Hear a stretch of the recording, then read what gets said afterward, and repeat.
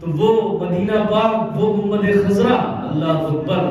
فاضل بریلوی فرماتے ہیں حرم کی زمین اور قدم رکھ کے چلنا، دو لفظوں میں کتنی بڑی بات فاضل بریلوی نے کہہ دی ہے. حرم کی زمین اور قدم رکھ کے چلنا، ارے سر کا موقع ہے وہ جانے والے، ارے سر کا موقع ہے وہ جانے والے.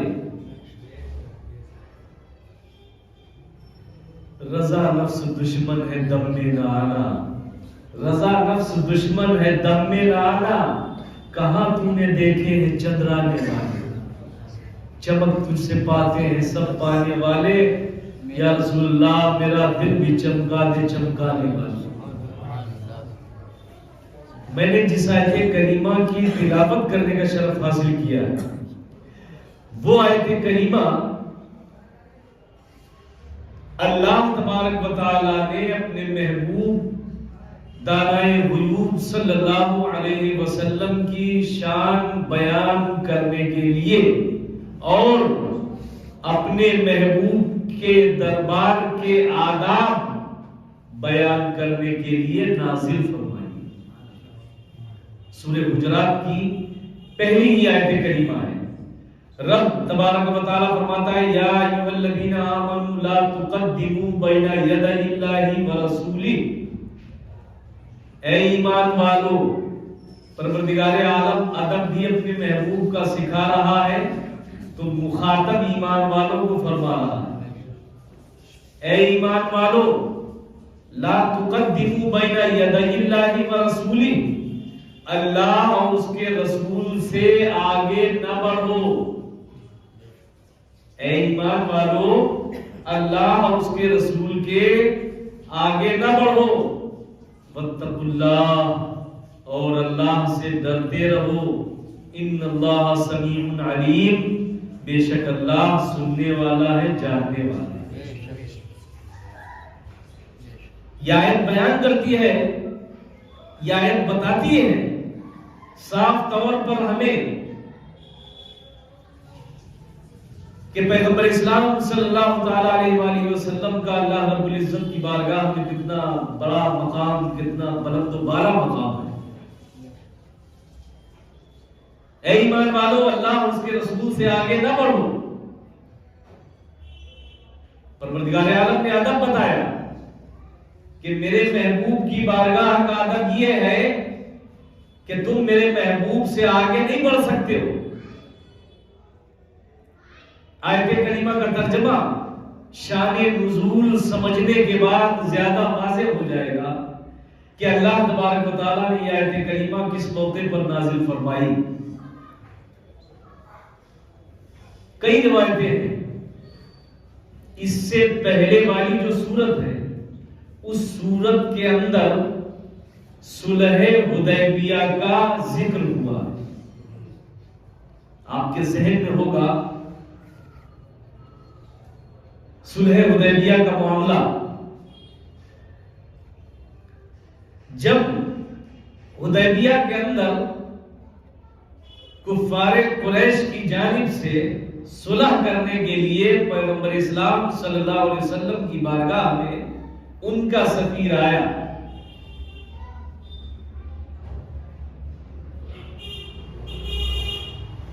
تو اللہ کے رسول صلی اللہ علیہ وسلم نے صلح حدیبیہ کا واقعہ بخاری شریف میں مذکور ہے. اللہ کے رسول صلی اللہ علیہ وسلم نے کفار قریش کی شرطوں پر صلح فرما لی.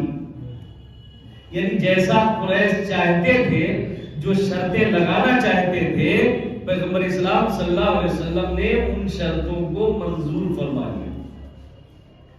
انہی کی شرطوں پر پیغمبر اسلام صلی اللہ علیہ وسلم نے صلح فرما لی.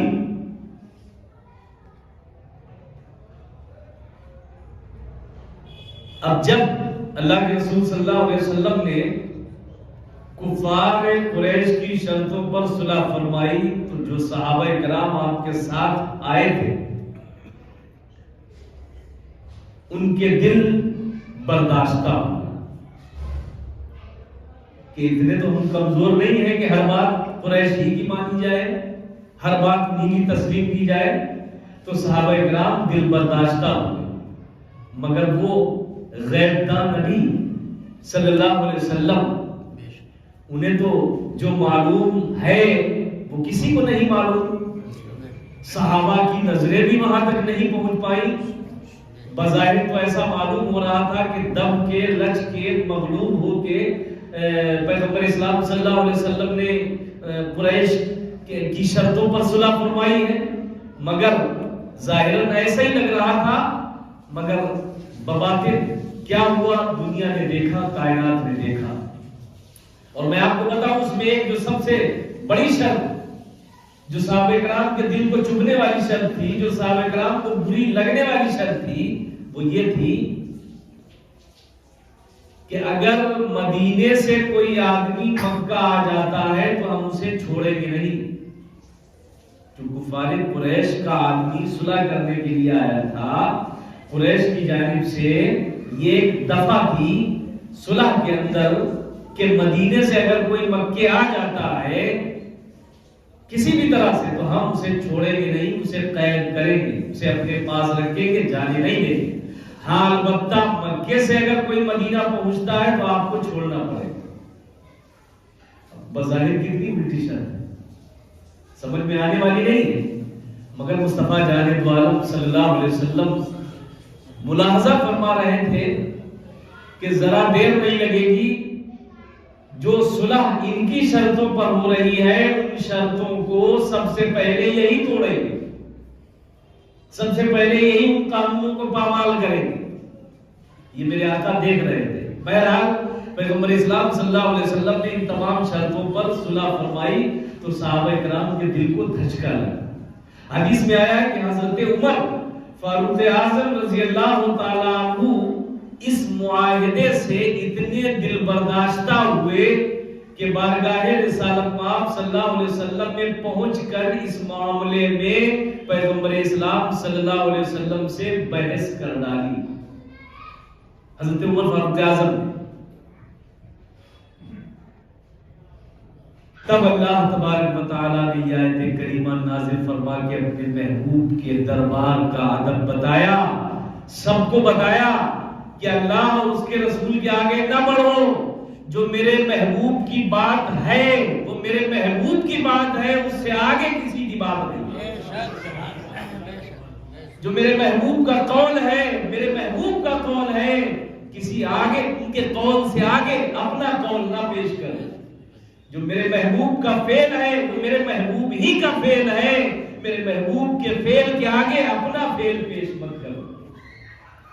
بتا دیا گیا، سمجھا دیا گیا کہ پیغمبر اسلام صلی اللہ علیہ وسلم نے جو کہہ دیا، جو فرما دیا، جو کر دیا، خبردار نہ ان کے قول میں آگے بڑھو نہ ان کے فعل میں آگے بڑھو.